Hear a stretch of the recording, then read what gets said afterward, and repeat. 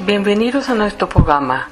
El martes 22 de enero de 2019, en la CEMI de Madrid, tuvo lugar la charla-conferencia La inteligencia emocional a cargo de Gabriel Rusnik, profesor de Pedagogía Musical.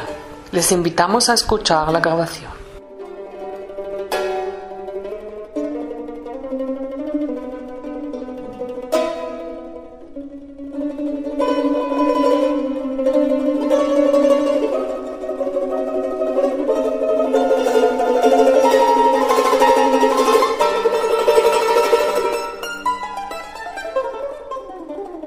Tenemos la suerte hoy de tener además algo novedoso, porque de música no solemos hacer demasiadas cosas y bueno, yo le agradezco especialmente porque yo en el colegio sí viví el problema de la música. La música es una asignatura que se ha considerado en España siempre lo que hemos llamado una María, ¿no? La política, la gimnasia y la música eran lo que se llamaban Marías. Entonces poco a poco ha habido profesores que se han especializado y él es lo que se llama profesor de profesores, que es un docente de docentes. Él enseña a los profesores a enseñar música.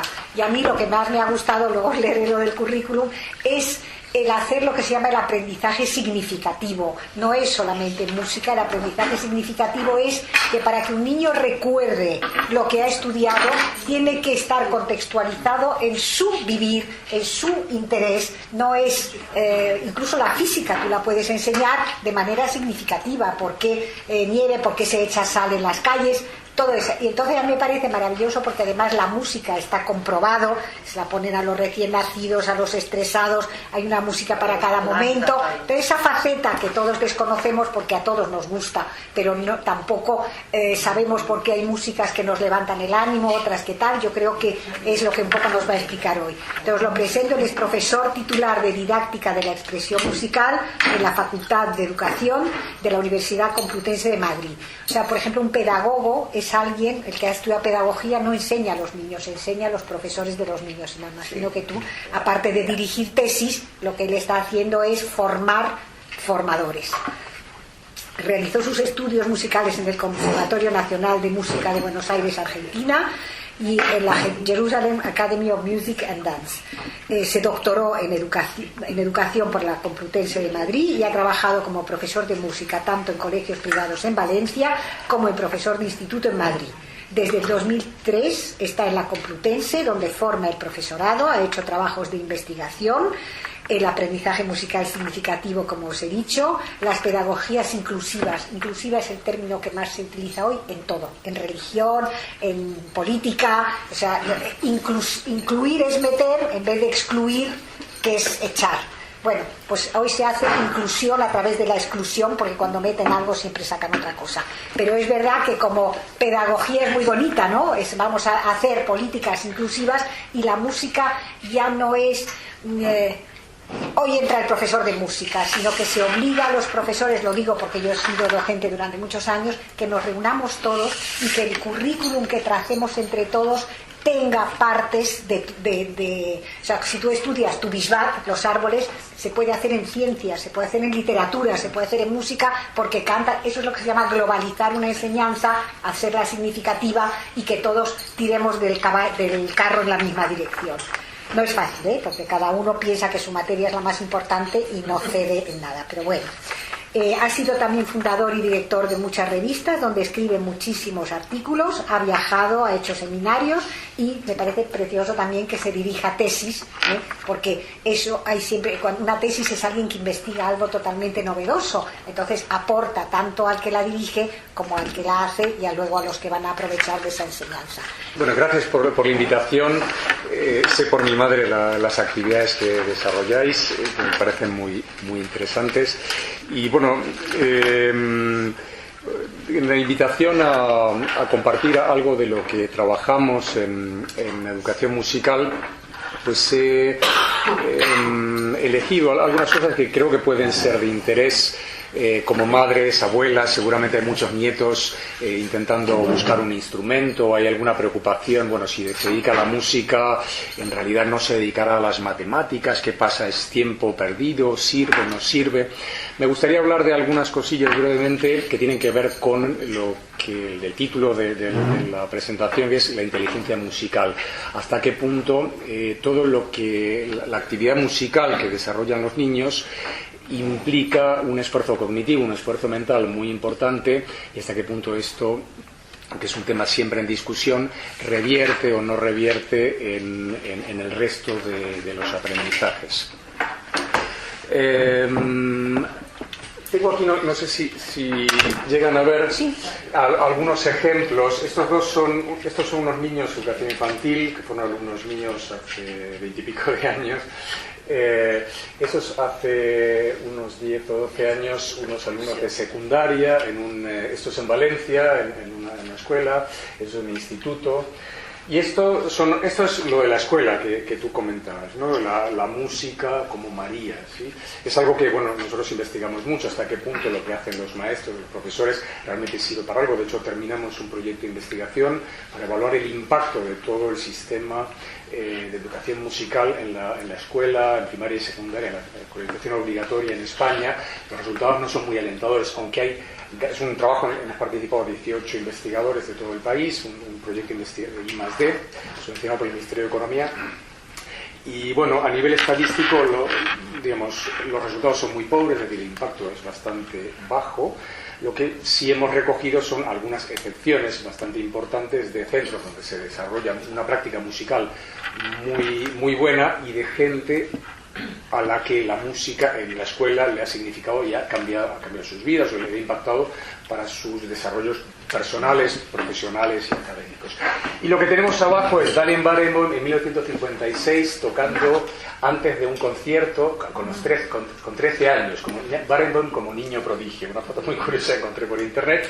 Y esta es una foto de la Filarmónica de Israel. Mi conexión con, se preguntará mi conexión con Israel. Yo estudié en la Academia Rubin, después estudié en el conservatorio, estudié un par de años y luego me trasladé aquí a España. Y la verdad es que no volví a Israel hasta el año pasado, que me invitó Dochi Lichtenstein, que es una argentina que vive hace más de 40 años en Israel y a quien me gusta. Tiene su nieta aquí en Madrid y suele venir aquí a Israel. Me encantaría que nos diera alguna charla sobre la filarmónica en algún momento, si se puede coincidir. Dochi es la encargada del departamento pedagógico de la Filarmónica de Israel y en 2017, fue por abril o mayo, se celebró un congreso en Tel Aviv para celebrar el 80 aniversario de la Filarmónica, un congreso de educación musical. Sobre todo porque el departamento de la Filarmónica es un departamento muy importante, que tiene una actividad muy, muy importante. Saben que la Filarmónica se sostiene no por dinero público, se sostiene por los ingresos que tiene. Entonces, una cuestión muy importante para cualquier empresa, porque al final es una empresa, lo que el gobierno de Israel destina es muy bajo. Sostiene de donaciones, proyectos y entradas de taquilla. Entonces el departamento pedagógico para una situación así es muy importante, porque si no se crean oyentes no hay público futuro. Digamos, si todo el público es canoso, en 20 años se quedan sin clientes. Así que el departamento pedagógico es muy importante. Bueno, estuve en el comité científico, me invitaron, y la Embajada de España me invitó, digamos, quería que fuera algún delegado español, entonces estuve en Tel Aviv, fue una experiencia muy interesante. Entonces, vamos desde lo que pasa con los niños, los adolescentes, lo que pasa en la escuela, la formación, los niños prodigios, hasta sería una formación más profesional. Vamos a ir hacia atrás a cosas más fundamentales, lo que es cómo representamos la realidad. Vamos a hablar de lo que es la música, cómo representamos la música. En principio hay varias formas de representar la realidad. Podemos representar la realidad con el cuerpo, lo que Brunner, un psicólogo judío norteamericano, falleció con 101 años hace un par de años, uno de los grandes como Piaget en Suiza. Llama representación activa con el cuerpo. Los niños, los pequeños, vuestros nietos de bebés o vuestros hijos representan la realidad moviéndose. También podemos tener imágenes, la representación icónica, cuando nosotros pensamos en una menorá, pensamos en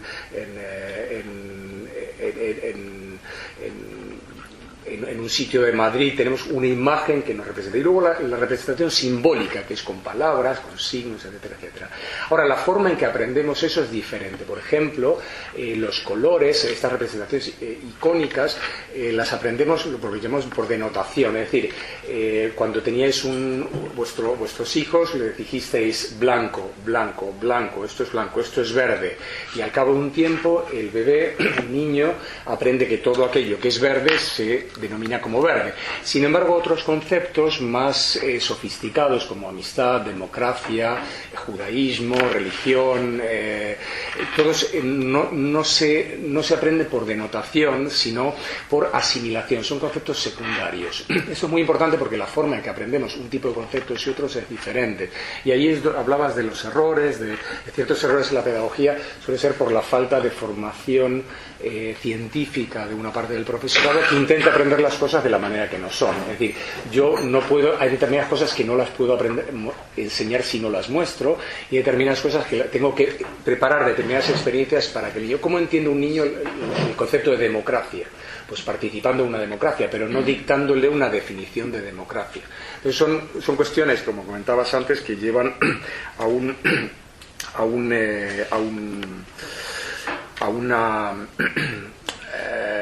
gran confusión. Entonces, la música en particular, aunque podemos hablar de música, cuando alguien dice, esta persona sabe música, ¿qué queremos decir?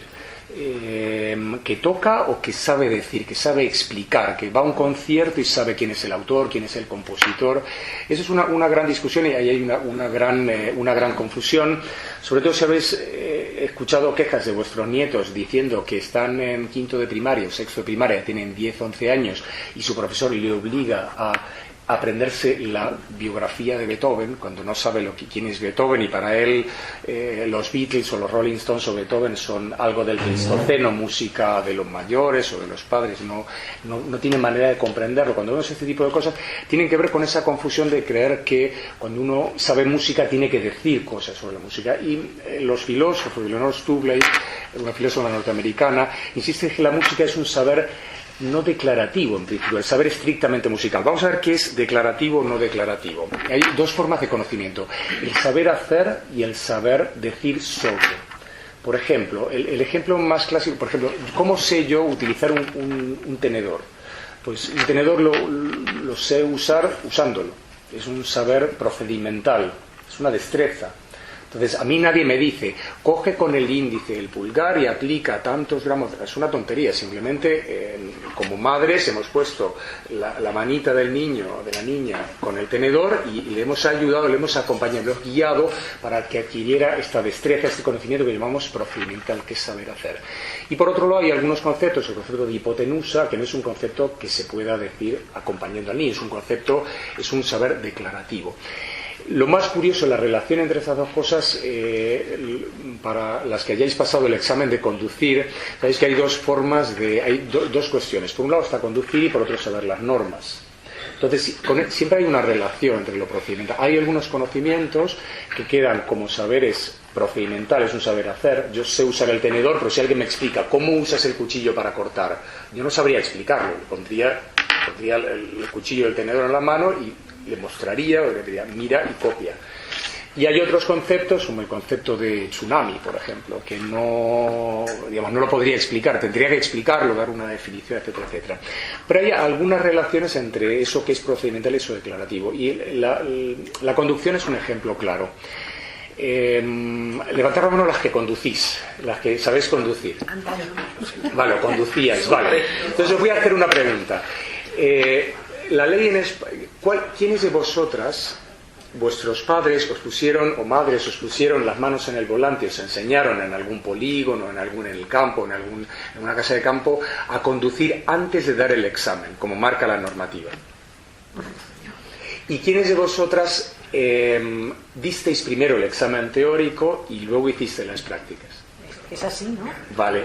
Es así, no es así, porque por ejemplo en Estados Unidos el procedimiento es diferente. Es decir, un adolescente con 16 años puede conducir acompañado de su padre o de su madre, si tiene carnet. Es decir, es su padre o su madre quien le acompaña a conducir y luego pasa el examen. Es decir, que Y yo, mi padre me puso las manos en el volante, mi abuelo también, pero mi padre también, y yo aprendí como mucha gente, pues en el campo, no recuerdo exactamente dónde, si en algún descampado. Entonces primero aprendí y luego di el examen.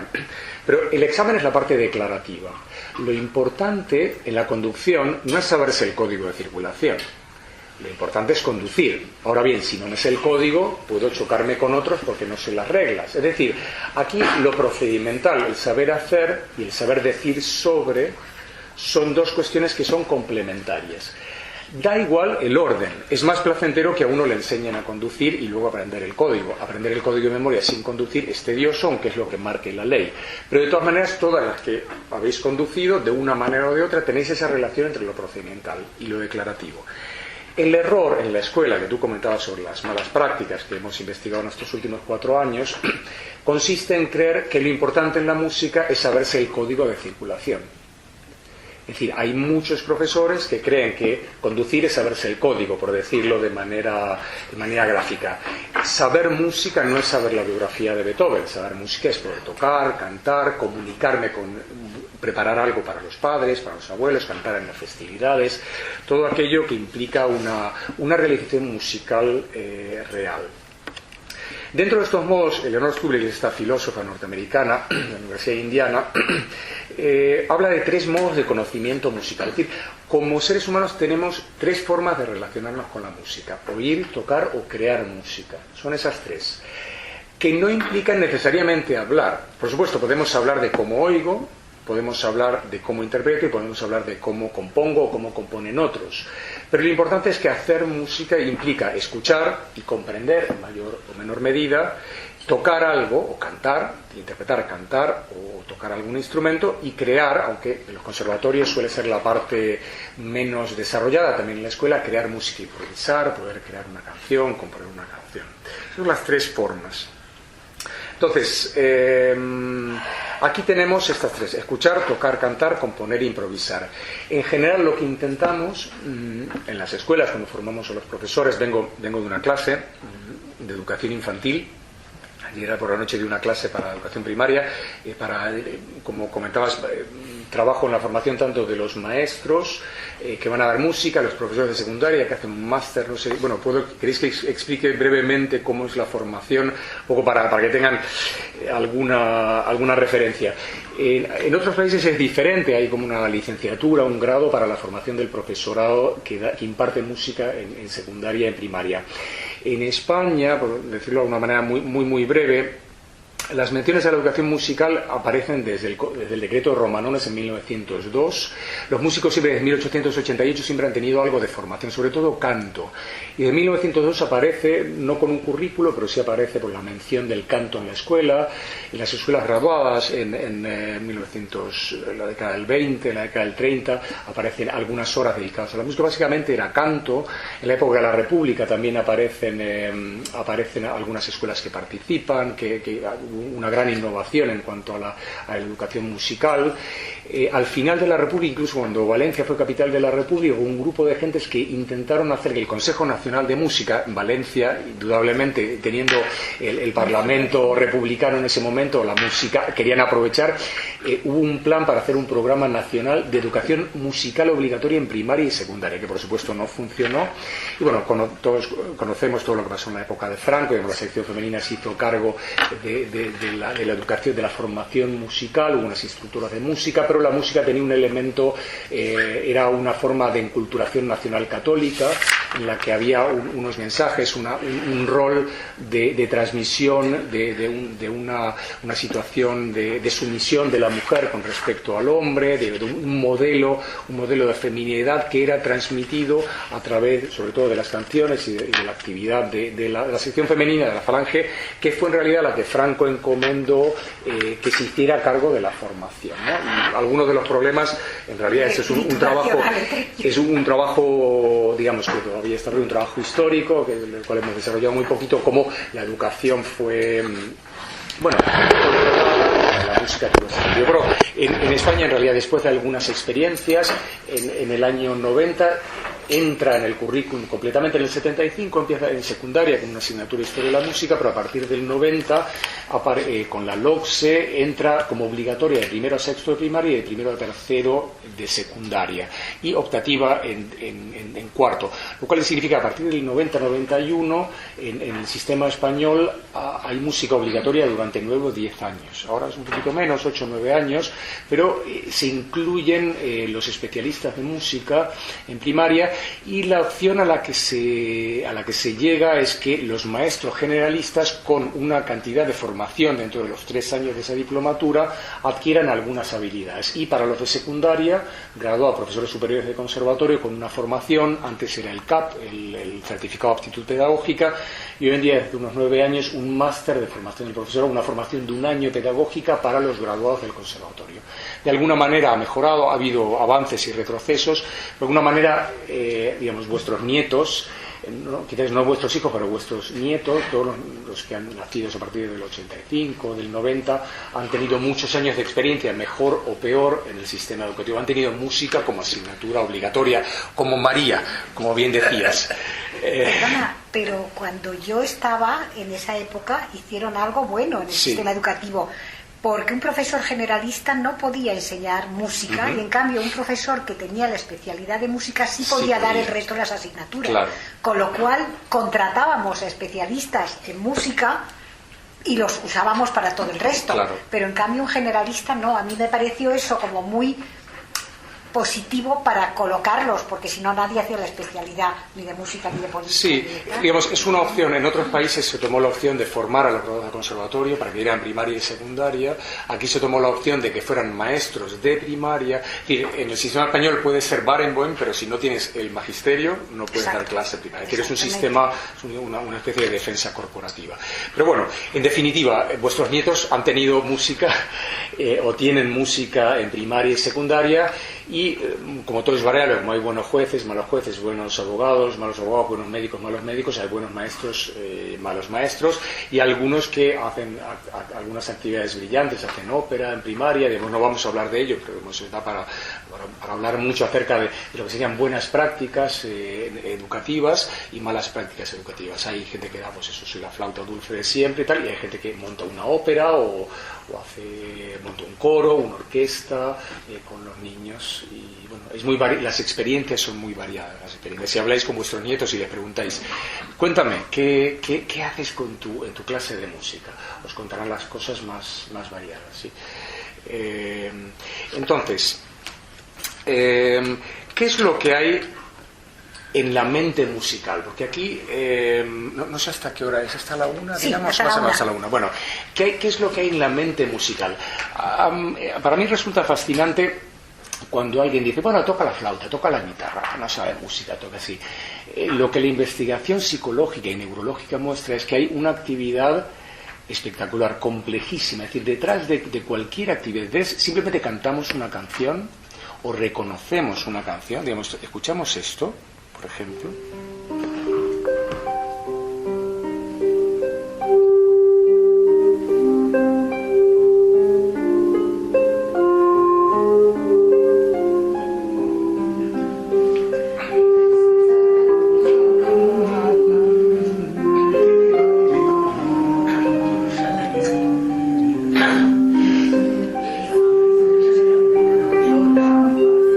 Yerushalayim Shel Zahab es una versión instrumental de Giora Feidman, el clarinetista, muy bonita.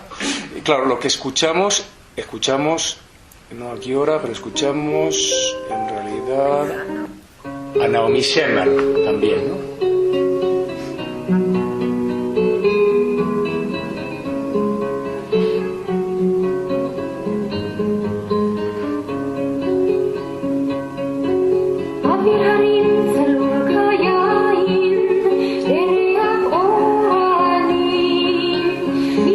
A Naomi Shemer. No, eso es Sully Nathan. Es Sully Nathan. Ah, no es Luna.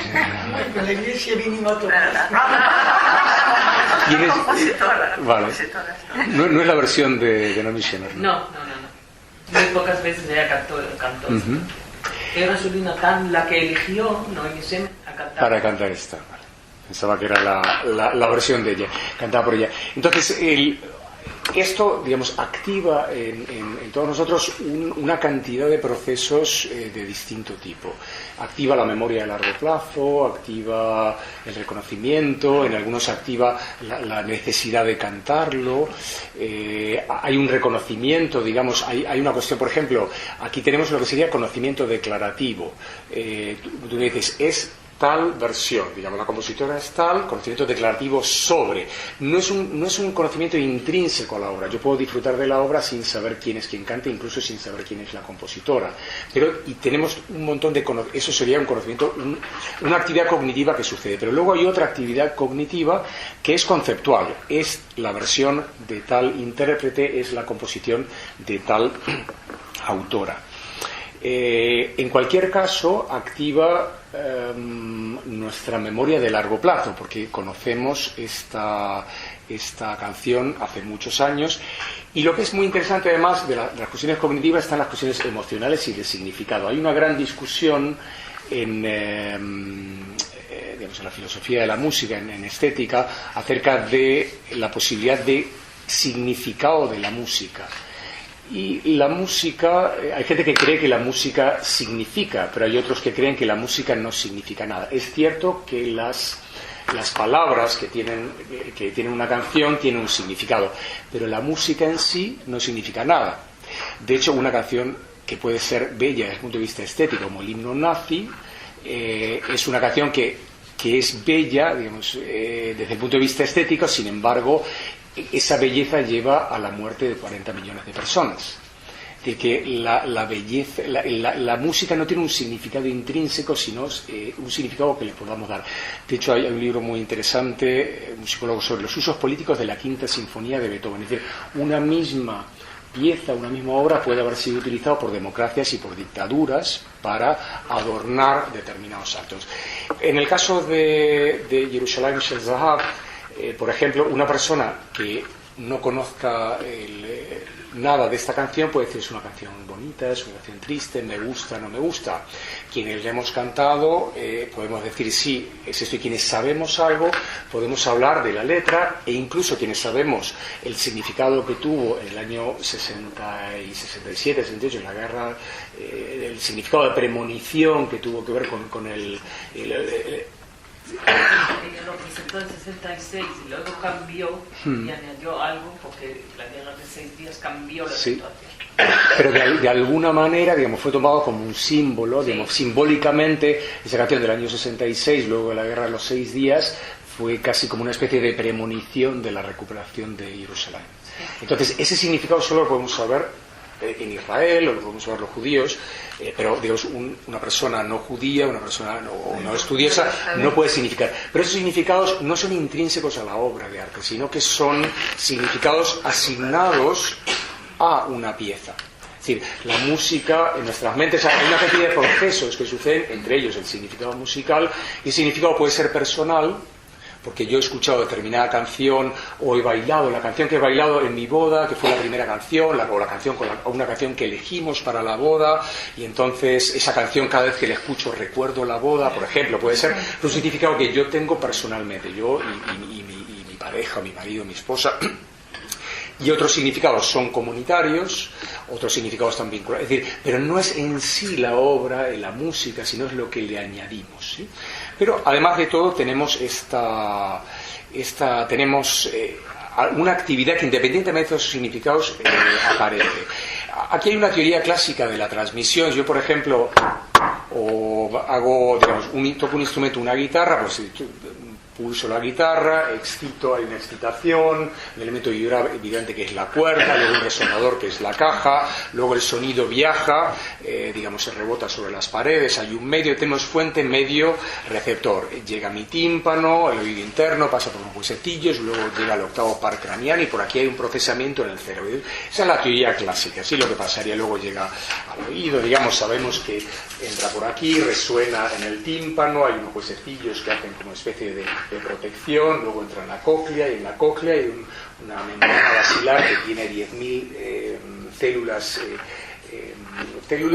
que están flotando dentro de la cóclea, que hacen que identifiquemos de alguna manera, que todavía no está estudiada del todo, sonidos más agudos, más graves, más fuertes, más suaves, y luego eso pasa al cerebro, y dentro del cerebro hay una representación.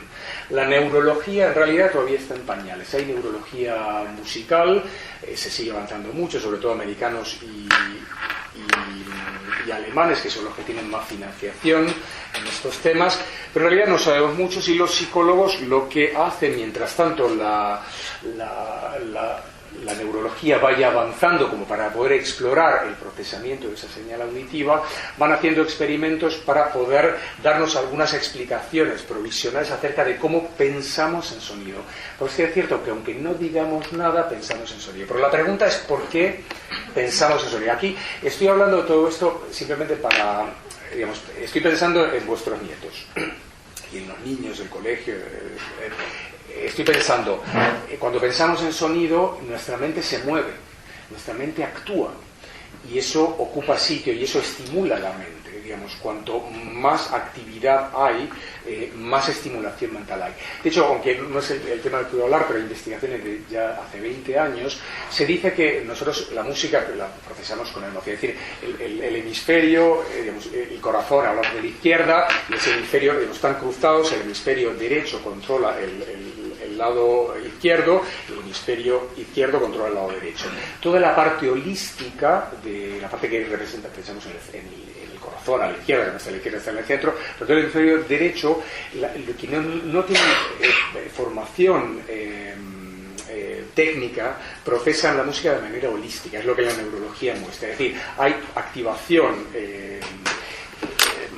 digamos, los procedimientos se nota que hay activación, digamos que hay la sangre, digamos, hay más oxígeno en la parte derecha, que tiene que ver con el procesamiento holístico. ¿Qué es lo que los estudios neurológicos han demostrado? Que las personas que tienen formación técnica musical no es que procesen la música con el otro hemisferio, sino que procesan la música en más sectores del cerebro.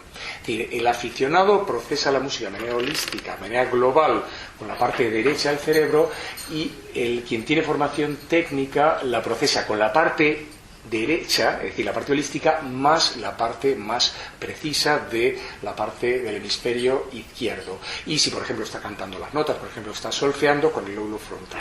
Es decir, que lo que nos viene a mostrar la neurología es que cuanto mayor es la formación, más áreas del cerebro se ponen en funcionamiento para un mismo hecho musical. Es decir, que la formación musical lo que da es más activación cerebral.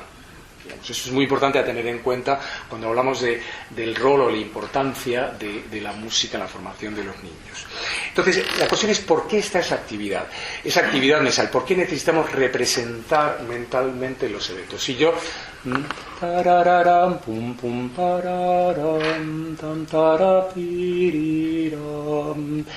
¿Por qué necesito representar? Porque si yo miro un cuadro, yo tengo un cuadro, yo veo una imagen y puedo tener, tengo esta imagen, ¿sí? Esta de la carátula del libro, que no sé de quién es este cuadro. Entonces yo podría describir pues la gama de colores, sé que hay una pareja, puede ser Hasidim, y están bailando, hay unos músicos que están tocando aquí.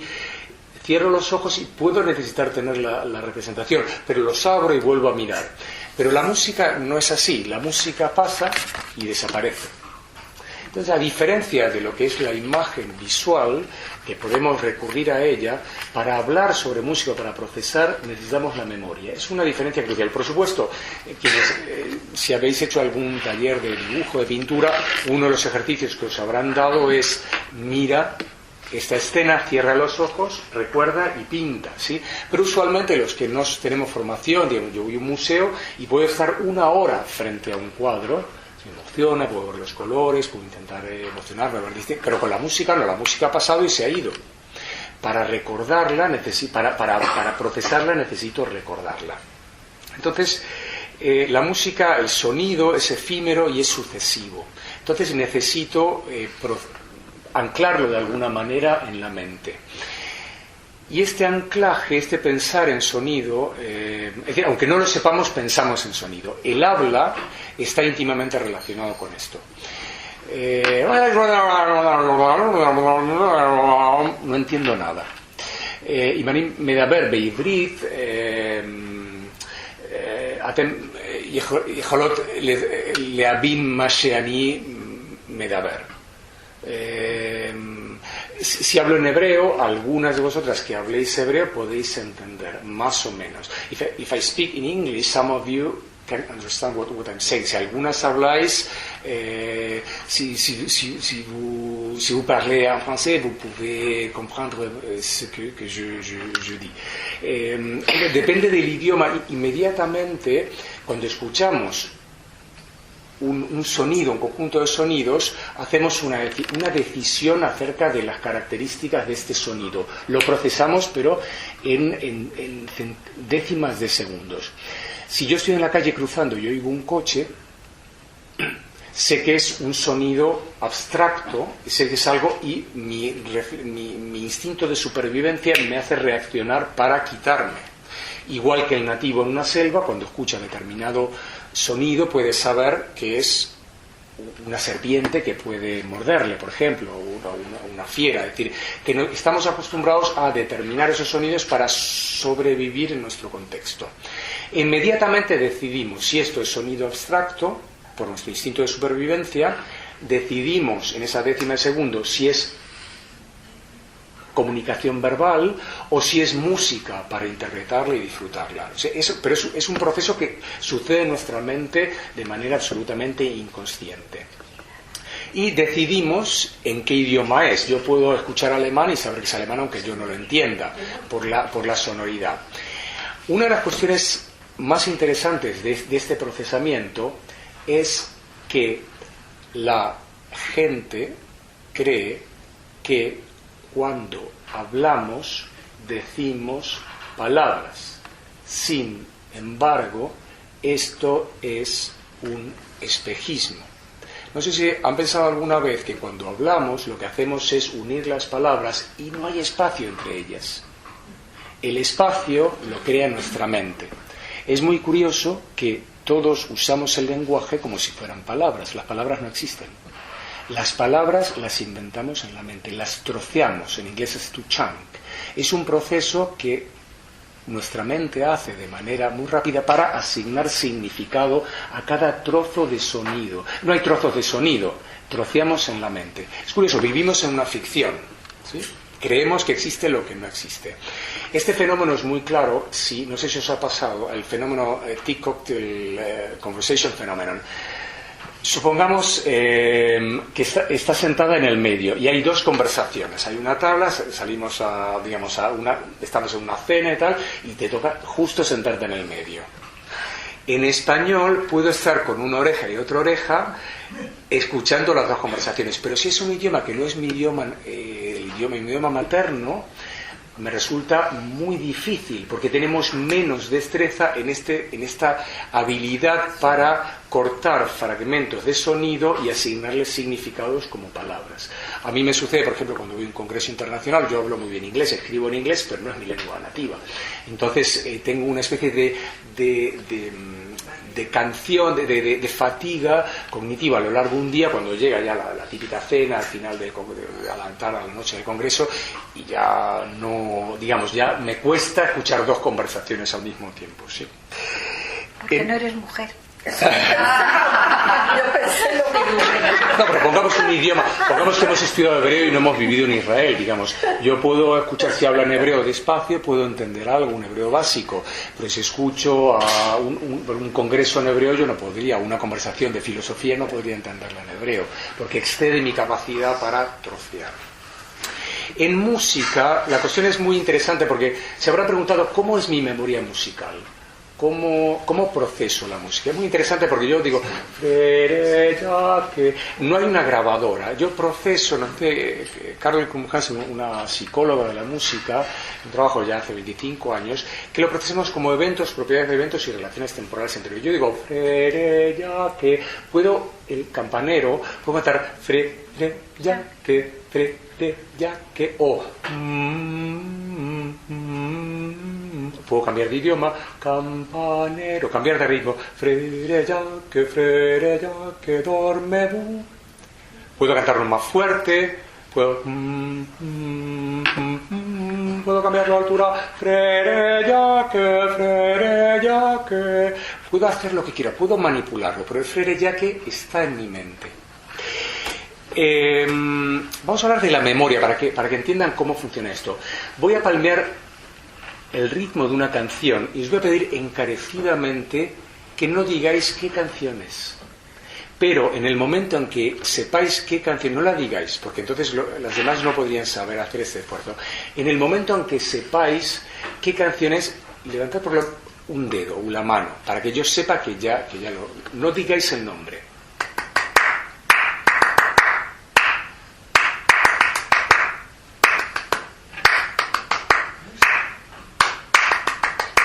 Vale, ahora les voy a pedir que palmeen conmigo el ritmo de esta canción, pero no digan cuál es.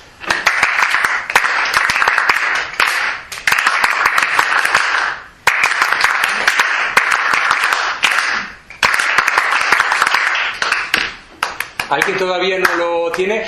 Le vamos a dar a quien no lo tenga una especie de tip, un input cognitivo. La canción trata de un pequeño insecto. Sí.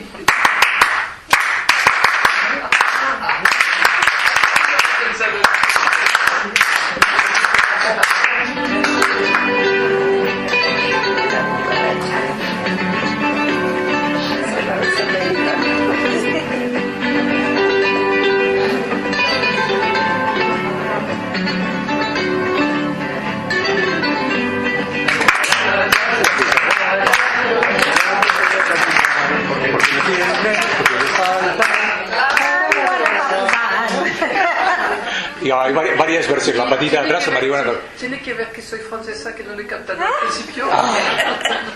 Bueno, sí, absolutamente, absolutamente. Porque esto, ahora, hablamos de la cucaracha. La cucaracha habita en nuestras mentes, quizás, por mi madre podría decir que hace 80 años, ¿sí? Hay 80 años que esa canción está en mi mente. Sí, en mi caso, 50 años, ¿sí? Entonces, eso es la memoria de largo plazo. La memoria de largo plazo es muy potente, es la memoria que nos sirve para construir todo nuestro conocimiento. Hay dos memorias diferentes, la de corto plazo. Vamos a ver, memoria de corto plazo. Yo voy a palmear un ritmo y les voy a pedir que lo imiten.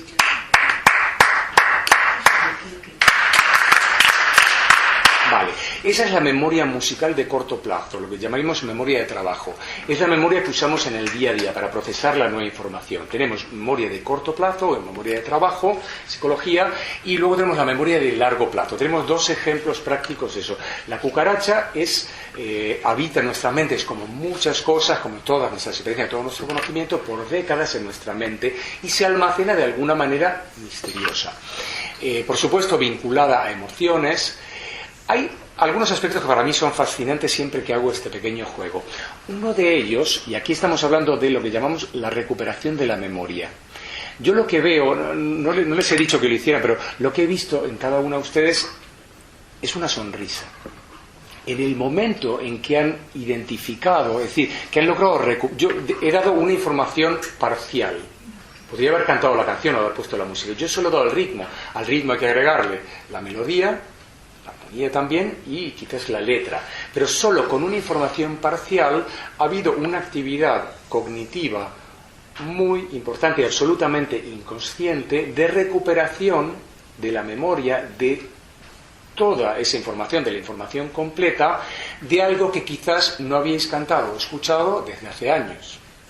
Por eso, como comentabas, esto tiene que ver con mi experiencia, la música tiene que ver con la experiencia. En la cultura francesa habrá otras canciones, podría haber tocado la marsellesa, por ejemplo, para, digamos, en una cultura francesa y no la cucaracha, ¿sí? El frère Jacques. O el frère Jacques, pero ella que tiene un ritmo muy... Esa tiene un ritmo muy contrastante, el frère Jacques es pum, pum, tiene que ser un ritmo muy contrastante para poder elaborar. Entonces, aquí tenemos estas dos memorias que son completamente diferentes y un fenómeno que para mí es fascinante. Lo que se ve con sus sonrisas es que la recuperación de información de la memoria es una actividad placentera. Y la escuela, hablamos de nuestra crítica a la escuela como educadores, la escuela logra convertir una actividad placentera en una actividad que es una tortura, una actividad estresante. Yo me pregunto cómo, si recordar algo es tan placentero, cómo nos hemos ingeniado para diseñar un sistema educativo en el cual recordar algo se convierte en algo estresante. Es un gran desafío que yo siempre intento provocar a mis estudiantes con esta paradoja, cómo podemos convertir la recuperación de memoria, el examen, digamos, en una actividad placentera y de aprendizaje y de disfrute, ¿sí? Es posible, pero hay que encontrar las formas. Entonces, bueno, esto es por un lado, digamos, es como una especie de introducción. Nos quedan unos 5 minutitos. Bueno, y hablar de otro aspecto que no, un poco, y luego si quieren, digamos, luego preguntas. Si tenemos un tiempo de preguntas, encantado de. También el tema de la creatividad es un tema bastante muy importante porque, bueno, hay distintas teorías en la psicología sobre creatividad. Algunos que dicen que la actividad está relacionada con un campo de conocimiento, es decir, quien es creativo en un área, en plástica, puede no ser creativo en otro aspecto de la vida, y otros que dicen que la creatividad es algo que se desarrolla y que puede ser transferido entre áreas de conocimiento. Si fuera ese el segundo caso, nosotros, los profesores de música, los formadores de profesores, intentamos que la creatividad esté en un primer plano, sobre todo porque no es suficiente con saber, es decir, lo que las empresas buscan en el futuro es profesionales creativos. Es decir, cuando uno le presenta un problema y no sabe cómo generar, por ejemplo, nuevos carriles de negocio, por ejemplo, hace falta creatividad en todo, en la investigación, en el arte, pero también en la empresa. Un empresario que no sea creativo es un empresario que no sabrá cómo enfrentar los desafíos que le presenta el mercado. Entonces, de alguna manera, creatividad, emprendimiento son algunas de estas competencias transversales que son descuidadas por muchas áreas. Curiosamente también por la música, solo el 1% de nuestro trabajo cuantitativo, nuestra encuesta de los jóvenes a los que hemos encuestado, recordaba haber hecho actividades creativas en música. Hay gente que dice, música sí, creatividad, no es así. Si yo canto una canción, les enseño una canción, no hay ninguna creatividad. Pero si yo igual que le doy un lápiz y le doy crayones a un niño de 5 o 6 años para que dibuje, igual le doy un xilófono y le digo, compone una canción, porque es el Día de la Madre, vamos a poner una canción para las mamás, el niño crea canciones porque tiene espontáneamente esta creatividad. Ahora bien, tenemos dos creatividades que son diferentes, de alguna manera tenemos lo que llamaríamos la creatividad, hay distintas maneras de decirlo, la creatividad con minúscula o la creatividad en la vida cotidiana. Por ejemplo, si yo sé una receta para hacer una ensalada y yo he aprendido para hacer una tortilla o lo que fuera, y yo un día digo, voy a agregarle nueces y voy a agregarle piñones y además esta salsa que he encontrado, voy a hacer una salsa especial. Esta es mi creatividad como cocinero, digamos. Por supuesto, no soy Ferran Adrià, la creatividad Ferran Adrià sería la creatividad constructiva o creatividad con mayúsculas, la creatividad de Beethoven, la creatividad de Bernstein, de todos estos los grandes compositores a los que idolatramos y los que nos gusta la música clásica, y la creatividad que vemos estos chavales de 12 a 13 años explorando con un xilófono. Esto es parte de mi investigación con chicos de secundaria acerca de cómo crean música en grupo y cómo aprenden música a través de la creación. Es esta creatividad, la misma creatividad que puedo utilizar en la creatividad con minúsculas. Y es muy interesante porque hay gente que tiene miedo, tiene vergüenza, porque dice, no, voy a hacer música, esto es para los grandes compositores. Sin embargo, a nadie se ruboriza dándole un crayón es decir, el arte infantil es el arte que hacen los niños, con crayones, con pinturas, con acuarelas, mientras que la música infantil es la música que hacen los compositores adultos para que canten los niños. Esa es la gran paradoja que intentamos revertir. Para nosotros, la música infantil, no solamente las canciones infantiles, es la música que pueden hacer los niños. Hay algunas experiencias que no tenemos aquí, hay una muy bonita que igual alguno de vuestros nietos ha participado en ella, el proyecto LOA, por ejemplo, la ópera como vehículo de aprendizaje, proyecto muy bonito. Viene esto de un desarrollo del Metropolitan Opera House en Nueva York, se llama Opera-Based Learning, que también tomó eso hace 30 años, en 85, 86, y años después el Royal Opera House, que es Write an Opera, que es hacer que las clases se conviertan en compañías de ópera. Ópera en realidad no es ópera, es como teatro con canciones, ¿sí? Pero lo llevan los teatros de ópera para incluir a los niños y cada clase se convierte en una compañía de ópera.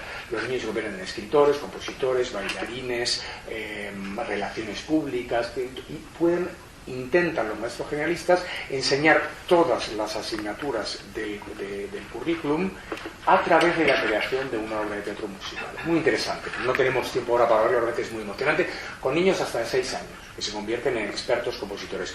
Una experiencia preciosa que tuvimos, yo a mis estudiantes también los hago componer, ópera escolar la llamamos. Un año llevé a mis estudiantes a hacer óperas en inglés a un colegio donde el director fue un antiguo alumno mío. Y entonces en el público había niños de 8 años que habían sido el año anterior con 7 compositores de ópera, con este programa en el Teatro Real. Fue muy interesante porque hubo un diálogo precioso entre mis estudiantes, 21 o 22 años, y los niños de 8 años, donde los niños de 8 años eran expertos conocedores, porque ellos ya habían compuesto ópera el año anterior, antes que mis estudiantes. Muy interesante. Entonces, esta creatividad generativa, básicamente es la creatividad que yo utilizo con distintas recetas, y es la misma creatividad que puede tener un niño, pues que tiene unas escalas, unos xilófonos. Es importante, nosotros creemos que sí, porque un niño creativo en el futuro es un niño que puede encontrar soluciones creativas para los problemas. Bueno, no tenemos tiempo. Tenemos 3 minutos. Quería, digamos, simplemente hablar de... Digamos, la creatividad, esta creatividad no tiene mayor trascendencia social. La creatividad última, tenemos el enfoque sistémico, es muy interesante, porque es la creatividad, digamos, hay 3 aspectos. Está la persona, está la cultura y el sistema social. Para entender la creatividad y cómo funciona la creatividad con mayúscula, hay que entender, voy a dar un caso típico que conozcan seguramente, que es Paco de Lucía. Paco Lucía es la persona, digamos, el genético, de las experiencias personales, las características genéticas. Paco de Lucía en 1976 lo escuchamos tocar Almoraima, ¿sí? Y los flamencos dicen, esto no es flamenco. El flamenco es la cultura. El sistema social son los músicos flamencos. ¿Sí? Y entonces, ¿qué pasa? Paco de Lucía incorpora flauta, el cajón peruano, que luego llamamos como cajón flamenco, pero no es flamenco, es peruano. Incorpora bajo eléctrico, y los flamencos dicen no, rechazan las innovaciones de la persona. Pasa el tiempo y las innovaciones de la persona que está innovando llegan a modificar la cultura, en este caso la cultura flamenca, hasta que el sistema social, los músicos flamencos, terminan por aceptar como normal que puede haber flauta, cajón flamenco, se apropian del flamenco y se va a modificar. Es decir, el sistema social al principio rechaza las innovaciones de los individuos. Si es exitoso el individuo en su difusión, en su escuela, digamos, hay ejemplos a lo largo de la historia de la música, algunos, Gesualdo, el conde de Venosa, 1500, un músico con unos experimentos que hasta la época de Beethoven él no tuvo escuela, entonces no tuvieron influencia, pero lo estudiamos, lo encontramos pero no llegó a modificar la cultura. Sin embargo, Beethoven sí llegó a modificar la cultura, ¿sí? Las innovaciones de distintos compositores. Esto se aplica a todo. Eso es la teoría de Mihaly Csikszentmihalyi, tiene un nombre imposible. Sí, Mihaly es un psicólogo, tiene un libro muy conocido, Flow, el fluir de la conciencia. Su análisis sistémico es muy, muy interesante, de cómo no tenemos mucho tiempo para explorar. Si les interesa, podemos hablar algo más de esto. Pero bueno, en definitiva, el tema, un poco para cerrar, hablamos de la inteligencia musical. Esta es una teoría de Gardner de las inteligencias múltiples. ¿Se puede ser inteligente musicalmente? Sí. Y se puede ser inteligente incluso físicamente. Gardner, digamos, de la Universidad de Harvard, desarrolló un modelo de las inteligencias múltiples que viene a explicar cómo un futbolista puede ganar 100 millones de euros y nosotros no ganar ni la milésima parte de lo que gana un futbolista. El futbolista es inteligente, sí. Un bailarín es inteligente, sí, pero su inteligencia es diferente. Hay distintas formas de desarrollar la inteligencia y existe una serie de constructos que explican una especie de inteligencia musical. Hay inteligencia kinestésica, una inteligencia matemática, una inteligencia lingüística, distintas inteligencias. Hay gente que está en contra de esta idea, gente que la apoya, no sería un desarrollo musical. Dentro de esto, un poco volviendo a la idea de lo que comentabas de Francia, tiene que ver aquí, si yo he crecido en África y estoy en Zali, en Tanzania, y mis papás tocan tambores, yo estoy con ellos cantando, voy a tocar tambores, voy a tocar el balafón, y desde niño voy a estar enculturado. Si yo he cantado música sefaradí y he aprendido a tocar el laúd o digamos, algún tipo especial, o el ney, o algún tipo de instrumento, mis capacidades se van a desarrollar con ese instrumento. Si yo a mi niño le doy un piano, desarrollo una capacidad para tocar ese piano. Si le doy un violín, desarrollo una capacidad. Si le doy un laúd, si le doy una flauta. Es decir, la capacidad definida por Brunner es el conjunto de procesos mentales que le damos para utilizar una herramienta que es cultural. Yo puedo utilizar un ordenador, puedo utilizar el lápiz y tomar notas, puedo utilizar un cuchillo o puedo utilizar los palillos chinos. Sí, yo he tenido la experiencia, digamos, en China, un viaje que hicimos en un congreso en Pekín, estuve unas 3 semanas y mi madre me acompañó en ese congreso hace unos años, y yo dije, aprendo, yo no sabía lo de los palillos, y fue muy interesante para mí darme cuenta de cómo utilizar cubiertos de metal realmente es algo bárbaro, bárbaro en el sentido de salvaje, porque los palillos realmente quitan el sabor metálico que transforma el sabor es decir, los orientales realmente son mucho más sofisticados de lo que creemos, y yo me di cuenta simplemente porque el instrumento es el cuchillo, el tenedor o los palillos, pero la capacidad es la forma en que nosotros aprendemos a manipular esas herramientas, y nuestra inteligencia se desarrolla con esas herramientas físicas, perceptivas o intelectuales. Por eso es tan importante dar herramientas cognitivas y dar sofisticación mental, matemática, lingüística, literaria a nuestros hijos y a nuestros nietos, porque eso les da mayor capacidad, les damos más herramientas culturales, ¿sí? Y lo que es muy importante tener en cuenta es que esta inteligencia, depende de donde la desarrollemos, está absolutamente, me gusta el comentario que hiciste, porque está absolutamente indicada en la cultura en la cual estamos. Si en mi cultura yo le doy muchas opciones matemáticas, despertaré un ingeniero. Si le doy muchas posibilidades lingüísticas, muchas herramientas lingüísticas, despertaré un historiador, un periodista, ¿sí? De acuerdo a las herramientas que le vayamos dando a los niños, musicales, por supuesto no son excluyentes, podemos tener grandes literatos. Isaac Asimov era científico, era escritor y además pianista. Es decir, que hay grandes ejemplos donde estas capacidades se desarrollan de manera paralela. Y eso es todo. Si tienen alguna pregunta, muchas gracias.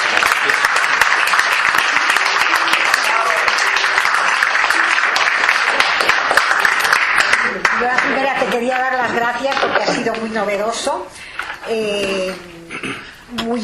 Muy didáctico, porque se ve que eres profesor y entonces el enfoque es muchísimo más estructurado que a lo mejor en cualquier otro conferenciante, entonces te lo agradecemos especialmente.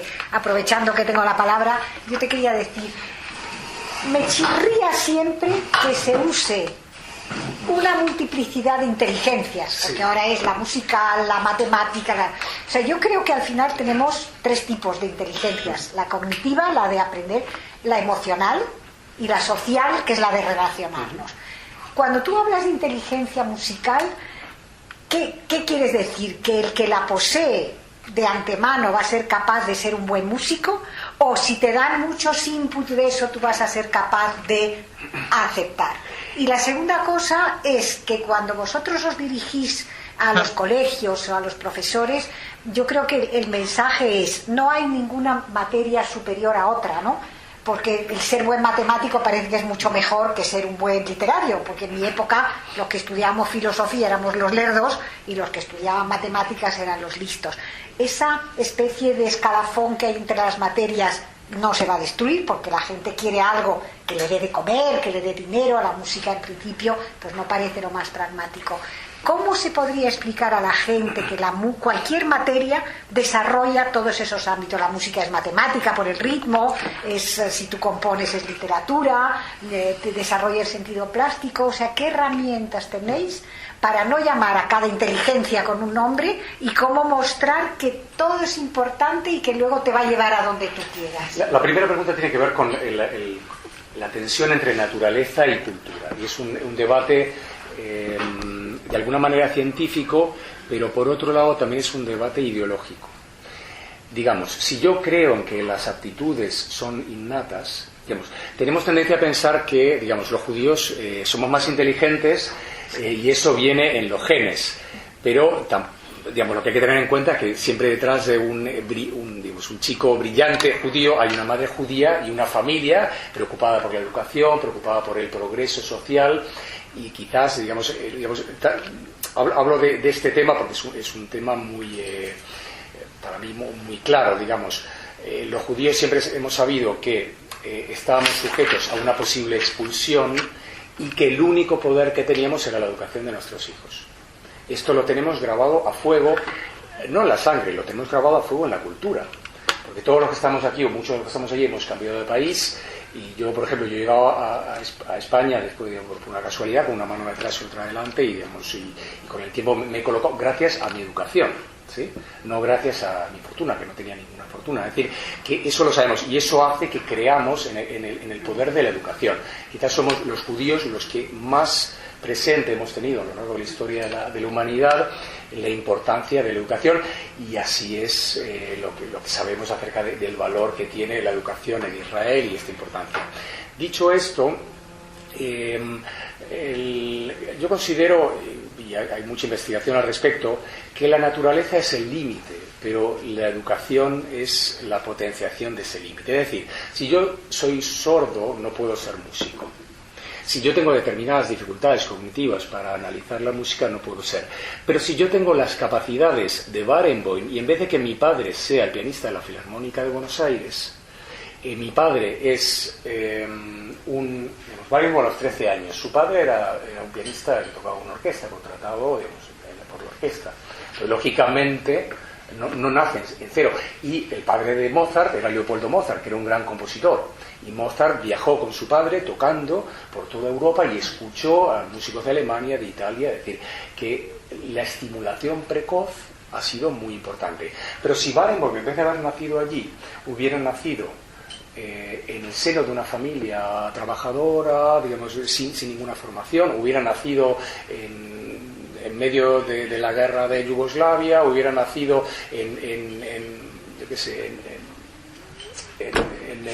en Senegal, en una tribu, hubiera cantado, pero no hubiera llegado a ser Barenboim. Es decir, que dada una persona con las mismas capacidades cognitivas y el mismo potencial, la familia en la cual crece y el contexto cultural, Barenboim asistía a los ensayos. Yo recuerdo que mi profesora de canto, su bebé ya iba en su vientre ya iba a los ensayos del coro nacional, de la OCNE, y el bebé cantaba antes de hablar.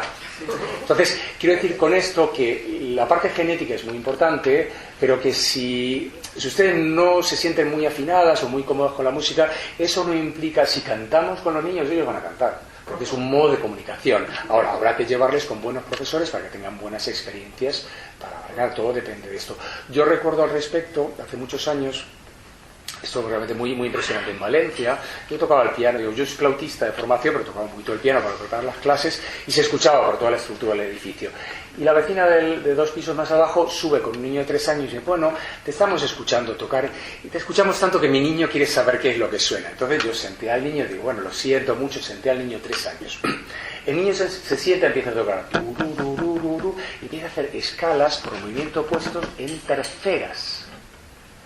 Yo la miro a la mujer y le digo: tu hijo tiene una superdotación física que tienes que aprovechar. Este niño es pianista. Bueno, ella no trabajaba, su marido albañil, su padre tenía una freiduría de pescadito frito y bueno, no había manera, no podemos comprar un piano, no sé qué, yo cómprate un violín, que es un violín chino, tráele a mis clases de música de movimiento, por lo menos hacemos algo. Pasaron los años y ese niño, en vez de haberse convertido en un pianista prodigio, si hubiera nacido en el seno de una familia de clase media con aspiraciones culturales, probablemente en el seno de una familia judía, un niño así habría sido seguramente un pianista prodigio, otro Barenboim, pero ese niño que ahora tendrá pues 20 y pico de años no es músico. Eso se pierde si no se cultiva. Claro, porque todos tenemos, si quien desarrolla algo, tenemos un potencial, como no lo desarrolla. ¿Y por qué? Porque yo puedo empezar a tocar música, yo puedo empezar a tocar un instrumento, porque quiero disfrutar, pero lo que no puedo pretender es, si empiezo a los 20, a los 30, ser un pianista profesional, porque requiere 20 años de formación. 10 años, digamos, de formación. Si yo empiezo a los 3, o a los 4, a los 14 ya soy un profesional. Si empiezo a los 20, tengo que mantener a mi familia hasta los 30. Ya no puedo dedicar todo ese tiempo. Hay una pregunta aquí. Marisa. Me quedaba una con la inteligencia musical evoluciona con la sociedad, quiero decir, históricamente, porque lo que sí es claro es que los gustos musicales sí evolucionan, sí. Pero... Y la inteligencia musical evoluciona porque está vinculada a la tecnología. Y es absolutamente cultural, es decir, en Tanzania, en Zali, los Wagogo, que es una tribu Polo Vallejo, que es un africanista, etnomusicólogo africanista español, muy interesante, estuvo más de 10 años yendo a Tanzania, ha traído grupos de Tanzania, nos ha mostrado cómo, por ejemplo, las mujeres tocan, los niños aprenden mirando, es decir, que tú aprendes lo que ves. Si tu familia toca en el laúd y tu padre toca el laúd, tú tocas el laúd. Si tu padre toca piano, tú aprendes el piano, ¿sí? Es decir, y si tú trabajas con informática musical, te vas desarrollando. Es decir, la música es tecnología en avance. Los violines se establecieron hasta 1600, en 1830, con el desarrollo del metal, empezaron a desarrollarse y a perfeccionarse los instrumentos de cuerda, con llaves, con toda la música tiene que ver con la tecnología. Y nuestra inteligencia, por supuesto, inteligencia musical, hoy en día en la formación del conservatorio aprendemos un repertorio que fue definido pues hasta 1920, bueno, la música decafónica y tal, pero sí evoluciona esa inteligencia musical con el tiempo. Sí. Le quería preguntar, el proceso neurológico de la música a largo plazo, ¿es similar a cuando uno recuerda los sabores de la infancia o los aromas?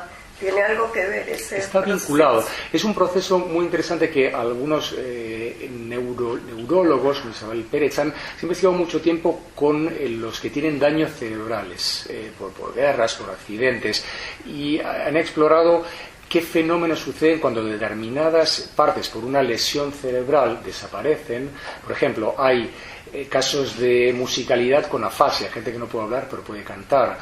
Sabemos de algunos efectos con la gente que tiene Alzheimer pero que puede seguir cantando o reconocer las canciones, ¿sí? O tocar el piano.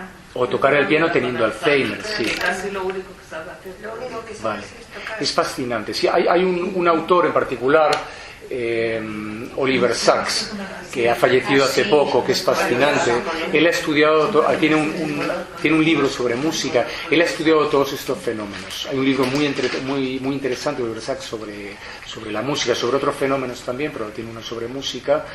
Y sí, es fascinante cómo queda, sobre todo porque está anclado, hablamos de la memoria a largo plazo, está anclado con la emoción, con las primeras emociones, y los efectos a largo plazo son fantásticos hasta con estos fenómenos. Así que es un tema interesantísimo. Y algo más que quería preguntarle. Sí. Como nombró a Barenboim o Dudamel en Venezuela o distintos Sí. músicos que se involucran en política, Sí. ¿usted piensa que es como una misión, una obligación de plantear temas políticos? No. ¿O la música, que es lo que yo pienso debería estar? Bueno, la figura de Barenboim es especialmente interesante porque Barenboim en el año 78 llega a Buenos Aires y la mitología dice que los militares, durante la dictadura militar, y lo expulsan, dirigía la orquesta de París. Y entonces hay algunos que han investigado, ha habido toda una cuestión, lo declaran persona non grata, pero no le pueden hacer nada siendo argentino porque es una figura internacional. Y Barenboim ha tocado, ha hecho alianza con Said, ha tocado, se ha enfrentado al público israelí presentando obras de Wagner, ha roto tabúes, ha tocado en los territorios. Barenboim quizás es la figura más política de todas, siendo él un excelente músico, porque bueno, es muy fácil hablar de política, hacer canciones de protesta tocando música mediocre, eso es lo más fácil. Ahora, la relación entre música y política es un tema muy interesante.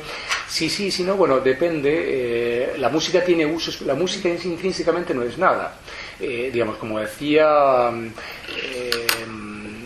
digamos, hay musicólogos que tratan sobre música política que analizan los usos políticos. Una misma pieza puede ser utilizada para enaltecer una dictadura o enaltecer una democracia. Entonces, la cuestión no es Wagner, sin ir más lejos. Wagner era un antisemita, pero el uso que hicieron los nazis no es intrínseco de la obra de Wagner.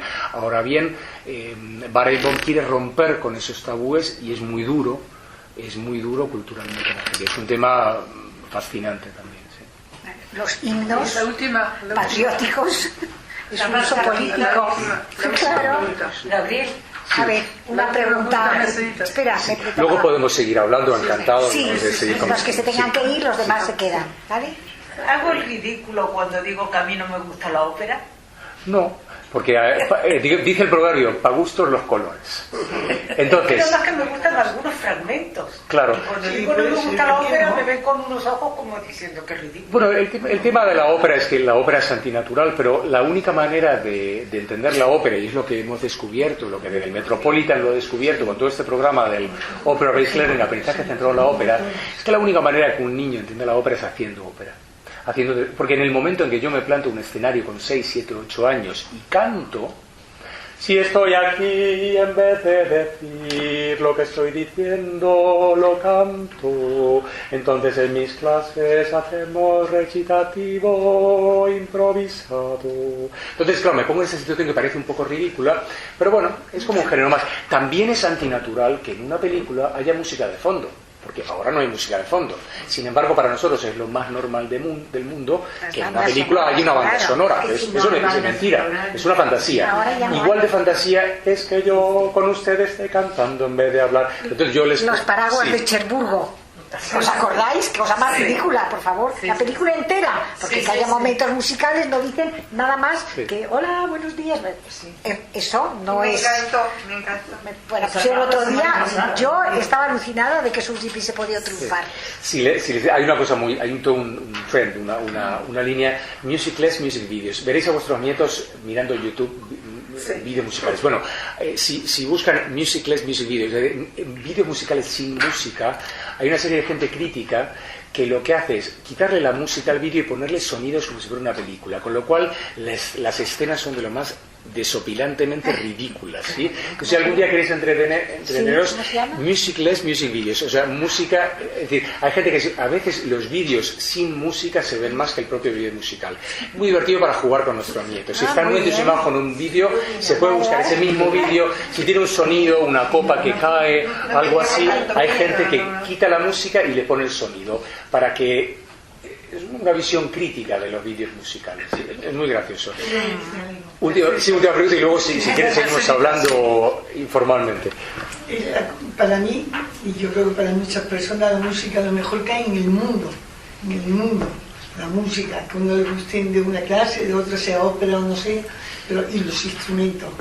Yo me he dedicado desde muy pequeña al piano, mi madre era concertista y he tenido fases, la he dejado, he vuelto, ahora estoy aquí, he vuelto a tocar casi todas mis partituras y estoy muy contenta. Y hace poco vi al profesor, al pianista ya de 90 y tantos años, Menachem Presley. Le vi hablar hace un año menos en el auditorio. Que hombre solo iba a su piano y pudo interpretar hora y media de recital de piano. Fantástico. Con 90 y tantos años. ¿Cómo pueden recordarse de esto? Recordar se recuerda, la cuestión es cómo se mantiene la destreza física. También es cierto que cualquier actividad física, y en particular la música tiene la parte física y la parte cognitiva, lo que hace es obligarnos a estar activos más tiempo. Es decir, que, digamos, yo les invito a empezar un instrumento a cualquier edad, digamos, si encuentran con el profesor adecuado para tocar, porque no es lo mismo la pedagogía del piano a los 10 que a los 50, 60 o 70, ¿sí? Debo decir que mi madre estudió obligada el piano y no le gustó nada que su hijo, en vez de ser notario, fuera músico. Fue muy a su pesar. Pero volviendo un poco para cerrar con la pregunta que hacemos sobre las distintas inteligencias, el tema de las inteligencias musicales, de alguna manera, y la inteligencia kinestésica, tenía un poco que ver con devolver la autoestima a aquellos niños que estaban excluidos del sistema. Es decir, el niño que fracasa y que se ve que no le va bien en matemáticas, pero es bueno quizás jugando al baloncesto o otras cosas, de alguna manera tiene la autoestima deteriorada, y con esta teoría lo que intentaban era que estos alumnos, que pueden ser no tan buenos en matemáticas, pero buenos en plástica o buenos con el cuerpo, tuvieran una autoestima lo suficientemente buena como para no autoexcluirse del sistema educativo.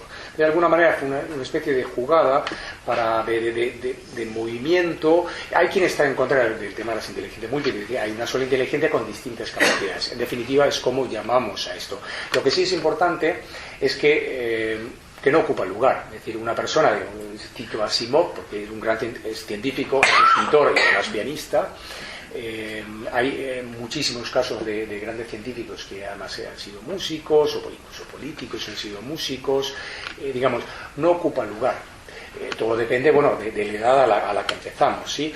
Si pensamos que un niño, en vez de estar 5 horas con la PlayStation, está 5 horas o 4 horas tocando un instrumento, vemos que ese niño que empieza con 6 años, a los 16 es un violinista. Después de 10 años, esas mismas 2, 3, 4 horas que está tocando y perdiendo el tiempo haciendo nada, porque tienen que jugar, por supuesto, con los niños, pero con la PlayStation no, y con el móvil menos, ¿sí? Si esas horas las dedicamos a tocar en vez de a perder el tiempo, con 16 tenemos un músico, ¿sí? Y puede ser un músico ingeniero, digamos, o un músico médico. ¿Sí? Lo que está claro, para concluir con lo que has dicho, es que si a un niño pequeño se le ofrece todas las posibilidades bueno, dentro de un límite, puedes descubrir un talento, puedes descubrir una sobredotación y desarrollarla. ¿Qué pasa? Muchas se van a quedar inéditas, ¿no? Y debo decir, por un comentario que decías, para cerrar, no hay músico en el paro. Digamos que los músicos no ganan fortunas, pero todos los músicos trabajan. Entonces, a los músicos inteligentes, igual que los ingenieros inteligentes, quizás si algún nieto les dicen, abuela, me voy a dedicar a la música, no os horroricéis, simplemente apoyarle para que vaya al mejor sitio, para que se forme de la mejor manera. Digamos, la industria musical, Marisa me comentabas de la tecnología. Hoy en día las posibilidades, y en eso estamos de un estudiante de doctorado que trabaja haciendo una tesis sobre cómo han aprendido música los profesionales que nunca han pisado el conservatorio, porque hoy en día se gana mucho más dinero componiendo música para videojuegos, haciendo música para películas, teniendo un canal de YouTube sobre música, ¿sí? Un estudiante mío gana 2.000 euros al mes con un canal de YouTube. Tiene un youtuber, tiene un secretario que contesta los correos. Y no ha ido al conservatorio, digamos. Entonces, y no sabe música. Sí, tiene que saber música. Hay gente que no sabe música, pero de otra manera. La pregunta que no hemos tenido mucho tiempo es: ¿qué es saber música? Hay quien sabe música de manera científica, de manera declarativa, y quien toca música. Por supuesto, si sabemos tocar y además sabemos sobre música, sí. Pero digamos, los Beatles no sabían mucha música. George Martin era quien sabía más música. Los Beatles tocaban un poquito, sabían algo de armonía, pero era George Martin el genio, el quinto Beatle. Si un nieto le dice: abuela, quiero dedicarme a la música, le recomendamos que no se dedique solo a cantar, que toque un instrumento, que vaya, si es de pop, que vaya a la escuela de música creativa, si es joven, que vaya al conservatorio. Es decir, hay distintas respuestas para distintas edades, porque no podemos empecinar: dejo los estudios, pero quiero dejar. No, tú sigue con los estudios, pero quiero hacer solo el conservatorio. Vale, ¿qué es lo que sabes? ¿Qué posibilidades tienes? Quiero hacer esto. Es decir, siempre hay posibilidades, lo digo un poquito para cerrar, siempre hay posibilidades de ser un gran profesional en distintos ámbitos. Muchísimas gracias. Muchas gracias.